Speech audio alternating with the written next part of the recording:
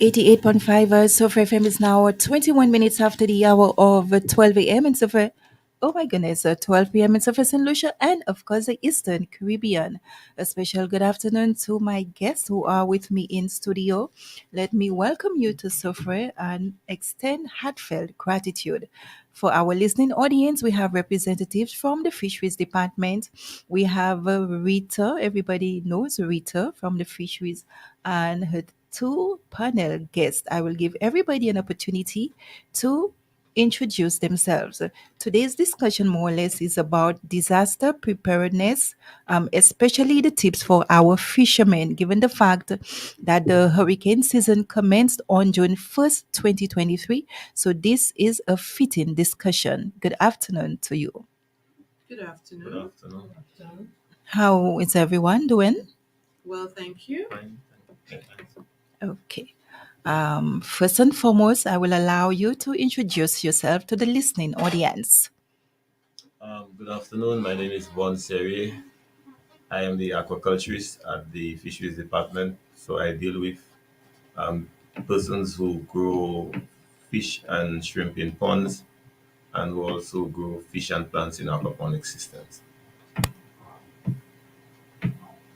No stranger to the community, Rita Strawn Michel. I am an extension officer with the Department of Fisheries. My colleague, I am Rebecca King, Extension Officer with the Department of Fisheries. Welcome to this discussion. Um, First and foremost, when it comes to the hurricane season, I would say a lot of us are very negligent because we always believe nothing will happen or the island will be spared. And we find even the fishermen themselves, or even us as residents, we tend to take everything for granted, especially sea beavers as well. We think it's okay. And of course, you know, where they said curiosity, we want to see it's happening. The sea swells would actually be on the jetties to witness everything's happening. But then I must say, we're all wrong for doing such a thing. We have to heed all necessary precautions coming from the maid office, coming from the various advisory committees and the bulletins as well. And to the fishers specifically, you have to pay attention in terms of securing your vessels and even venturing out to sea. I would love Rita to have an expansion on that. no problem. So, like you rightly said, the hurricane season has started and it started on the 1st of June this year. Um, First and foremost, we would encourage our farmers, CMOS farmers, aquaculture farmers, and fisher folk to listen to advice from the Met Office. We encourage fishers to consistently follow the regional weather developments, the local developments as well, and to pay particular attention to our local radio reports, advisories, bulletin issued by the St. Lucia Met Office. We also get advisories from NEMO, which is the National Emergency Management Organization. They issue important instructions and information which you are strongly advised to follow. Small craft advisories are given, and it is a tool which warns fishers, boaters of the dangerous weather conditions affecting our coastal waters. Small craft advisories are issued to alert boaters of the dangerous marine conditions, like I just said, including rough seas, high winds, heavy rains, foggy condition, and the visibility may be low. We ask persons to pay attention to those advisories that would be issued by the Met Office via weather reports. We ask fishers to remain safe. We ask them to obtain their weather reports from the St. Lucia via their website www.met.gov.lc, or there is a hotline 454-3452. Okay. Reference a tropical storm or maybe even a hurricane per se. What can fishers do to safeguard themselves? In case of an advisory for bad weather events such as a tropical storm or hurricane that you made mention of, fishers should put measures to protect themselves, their households, and should secure their fishing assets, their vessels, their gears. Um, While there is no guarantee that you may not suffer damages, precautions should be taken to reduce loss and damage. We ask them to be responsible. Do not go out to sea if a storm is approaching. The strength or speed could change unexpectedly. We ask persons to move their boats to higher ground, hauling their fishing boats on land, and tie vessels to secure it at a designated berthing or operating site. Boats can be filled with sand to protect the movement against the wind. Fishers should protect their fishing gear and safety equipment, being mindful of the risk of flooding. Nets can be protected by weighing them down and securing them where they cannot wash away with the flood waters or rainwater. Um, we always tell persons that their lives cannot be replaced. So if a storm is already in progress, please do not venture out to sea. Do not go on any fishing expedition. Instead, you should focus on your well being, securing your vessels and equipments in case something were to happen. I am happy actually that you've decided to use this platform as a means of raising the awareness. But then I think a lot more needs to be done as well. And maybe have a merger, the fisheries and maybe even the farmers as well too, because I think they go hand in hand. Yeah. I will maybe allow our gentlemen to speak on that. We find a lot of crops have been lost, even livestock have been lost as well throughout the season. Aquaculture. I see a smile. Okay, like my colleague Rita said, it is important that you know follow the advisories and the information given by NEMO. For aquaculture farmers, if there is enough time, um, it is advisable that you can raise the ground around your ponds. That would prevent water from flooding into the ponds. However, sometimes, um, depending on the progress of the storm, you might not have time to do that. So um, we advise that you disconnect your water inlet pipes because most of these ponds are fed by water from a ravine or a river. That would prevent the pond from being flooded quickly during heavy rains. It would also prevent your pipes from being washed away. Then you would have to replace the pipes. Um, if possible, you could harvest the animals in your ponds or your aquaponics system. So you hear that way, you're going to be hit by a storm, remove the animals. So even if the system is damaged or the ponds get flooded, you won't lose your crop. Um, in case of aquaponics systems, most of them are covered by either a mesh or greenhouse cover. So we would advise you that as the storm approaches, you would remove the cover so it won't be damaged or blown away. And your pumps and other electrical equipment, you would move it to higher ground, or in some cases, if you can secure it someplace indoors which is high and dry. Um, when it comes to CMOS farmers, there isn't much that can be done, but we advise that if possible, again, you harvest your harvestable plants. Um, you can lower your lines to the bottom of the ocean so they wouldn't be as strongly affected by the wave action as if they were at the surface. So you could just tie them lower so they're on the bottom. If you have access to fishing pots or mesh cages, you can put your CMOS in the cage and secure it with sticks on the bottom because the action of the wave is felt a lot less at the bottom than at the surface. Okay. So as it pertains to aquaculture, these are some of the things that you can do. Okay, thank you so much for that. Most importantly, as well, we need to know what happens after the storm. Okay, after the storm, as with anything, we ask our fishers, our CMOS and aquaculture farmers to check the status of their assets, record any losses and damages. Boat captains and owners, they are advised to check on their crew because they are their employees as well. And if there are any losses or damages, we ask them to contact with the extension officer, the fisheries extension officer, or the aquaculturist, or the manager of the fisher cooperatives, where they would be a member of, to report any damages or losses to their assets, their vessels, their gear, their sea moss, their pond during the hurricane or storm. A point to note before we wrap up is that active fishers may benefit from a coast insurance. The government of St. Lucia is one of two countries who are piloting the Caribbean Ocean and Aquaculture Sustainable Facility, short Coast Fisheries Insurance. This innovative parametric insurance will provide payouts to fisher folk if the policy is triggered.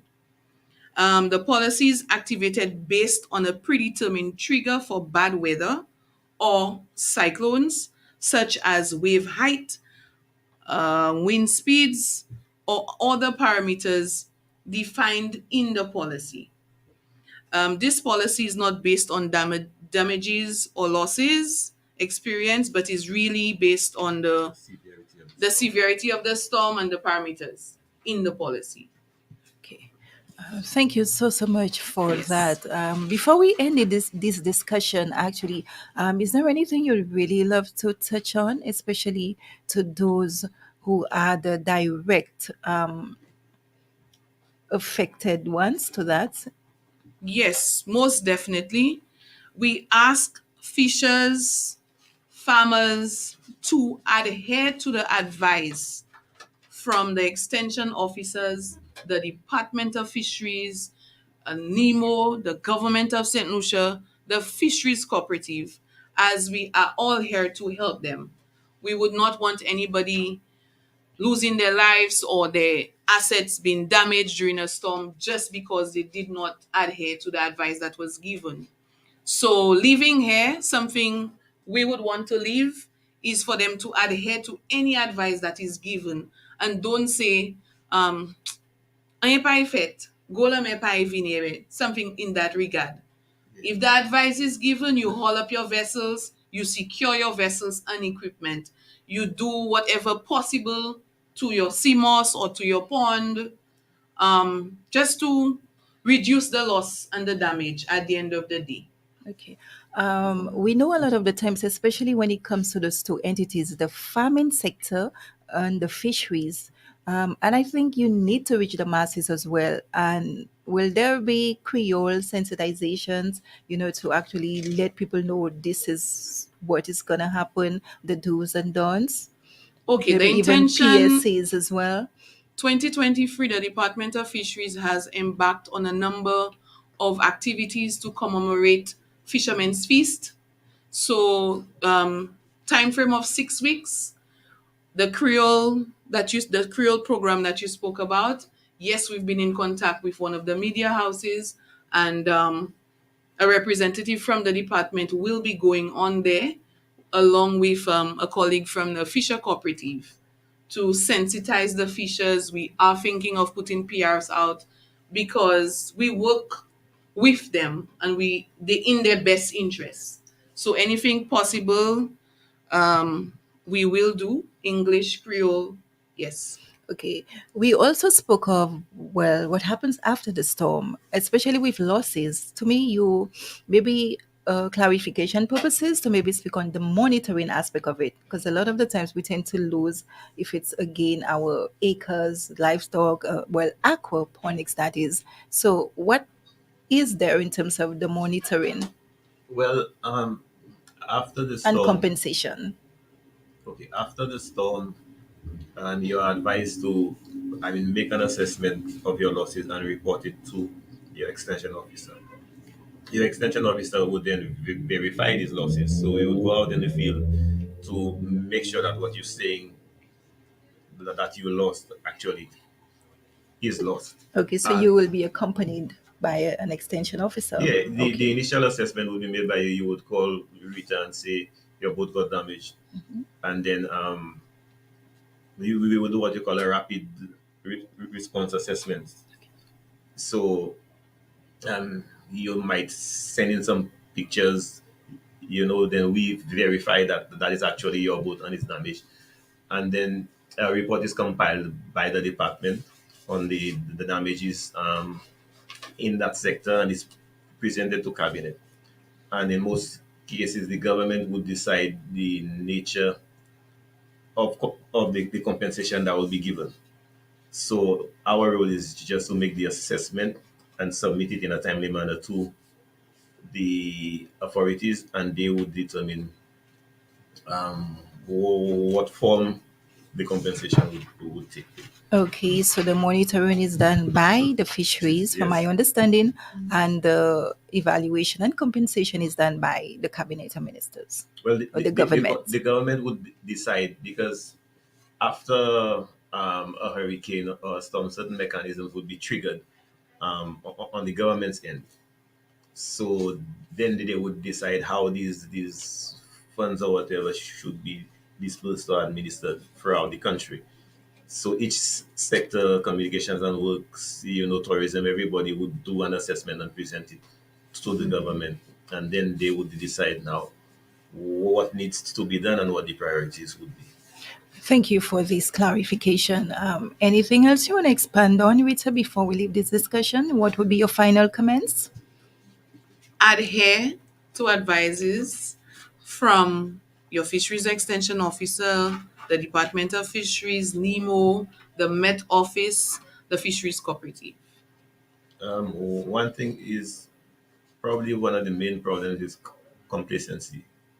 So we always figure it's not going to happen to us, and even though you hear the advisory, you still don't put up your boats.